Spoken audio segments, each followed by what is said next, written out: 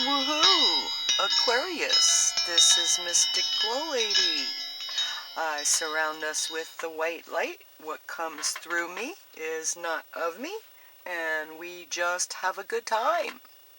So Aquarius, this is your reading for July 2015. We'll shuffle a couple more times to make sure that it's all cleaned up and ready to go for you. And on the bottom, ooh, the 10 of Cups, perfected success. Woohoo! Dang, Aquarius, you're pretty happy. Things are really going your way this month, aren't they? In the first house position, you have the King of Wands. Yeah, baby, you is working it, and it is working good. Looking good, feeling good. In the second house position, you have the Star card. Ooh, the Star card is your wishes, and your second house is your personal finances and belongings. So, wow, what is it that you want this month of July, Aquarius? Say your prayers. Just remember, wealth is not monetary. Okay, in the third house position, the third house, you have the Hanged Man, and that is your own self-crucifixion. Communications, okay, short distance travels. Things are going well. Why do you have to screw it up? Okay, remember that this month. Now, in your fourth house of home, you have the Three of Wands, and that is the established strength. And it looks like your home is on solid ground this month, Aquarius. In the fifth house position, you have the High Priestess, your family resources, and it's right beside the Star. It's like, wow, you got some power over the people this month, Aquarius. But then what else is new? You know, you're a humanitarian side. You love people. You know, people make you happy. The Nine of Cups, the material happiness in your sixth house position. It's looking beneficial in either your work or your health. Right next door, we have that Hangman. You know, do you want to be happy or do you want to be right? Sometimes it's a choice that we do have to make, and I'd rather be happy and know I was right than to argue I am right and be unhappy with the arguer. Okay? So, in your seventh house, in your relationship house, we have the Six of Pentacles. And it's like, wow, it's really doing good. Home is happy. It seems like the only problem so far is in our communications. You know, I mean, we might want to take a trip and, you know, it's like, oh no, I can't take a trip. Oh no, I feel bad, but I can't speak it. You know, why? Okay. The Prince of Pentacles in the eighth house of other people's money. Other people's money is going to be flowing to you this month. If you're in a service position, people are going to be really happy to give you money. Now, in the ninth house position, we have the Three of Swords, the Sorrow. That's higher learning, long distance travel. I'm feeling it more as a healing type of, is that a healing that needs to be taken care of with study or traveling, I was speaking to Capricorn about the traveling to go home and the healing that it would bring also. Here we have in the 10th house, the career house, we have the Four of Cups, the blended pleasure. You're getting pretty happy. It's like you actually like your jobs. You like what you're doing. That Three of Swords up there in the 9th house, it's like, do you feel like a psychiatrist sometimes because people always come to you and ask you, you know? I mean, right here, the Lovers in the 11th house of your friends and associates. People love you. People love you, Aquarius, because you are that humanitarian. You know, you go the extra mile for your friends, and sometimes it's to your own detriment. Okay? Now, in the 12th house, we have the Ace of Pentacles. And if you are studying the occult in order to teach the occult, it would be very good. Teaching, learning, jails, institutions, if you go to teach or learn in a jail or institution this month, it will make you happy. It will be good for you. Okay? So, who do you know that's, either incarcerated or, I mean, we can say incarcerated in a nursing home because they are kind of stuck there and they're just waiting for people to come and visit. So we need to start putting back in to give more into those jails and institutions and see what kind of change that we can bring about. Most people don't know anything about the jails, institutions, and they're just there because it doesn't affect them. But what they don't understand, what affects one affects all. So everyone is born to die, and everyone will be, well, I can't say everyone, because yes, only the good die young, they say. But where are you going to be when you get old? And if what goes around comes around, do you want to be one of those who sits there and waits for someone to visit? Or do you put your energy in there now to try to make a change so it's not so as if it is a confinement, even though it might be? How can we make that confinement better for the people? Okay, now let's go into the planetary, and we have that Aquarius in the 1st house, and that's you loving life and loving people, and that's just Aquarius. You are that humanitarian and everybody loves you, and July is going to be no different. Okay, in your 2nd house of finances, you have Chiron, and that is retrograde, and you also have Neptune retrograde. So Neptune, the illusions, delusions, especially with your finances, and the Chiron, the wounded healer. You're getting what you wish for. Okay, so what are you wishing for?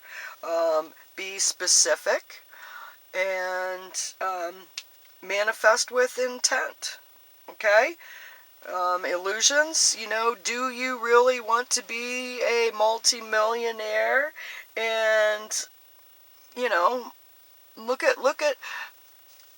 if you really want to manifest and you want to be a millionaire, do some research, okay, on how many of the people who won the money and how happy, what the number of people that are unhappy, with the money in comparison to those who find their wealth within.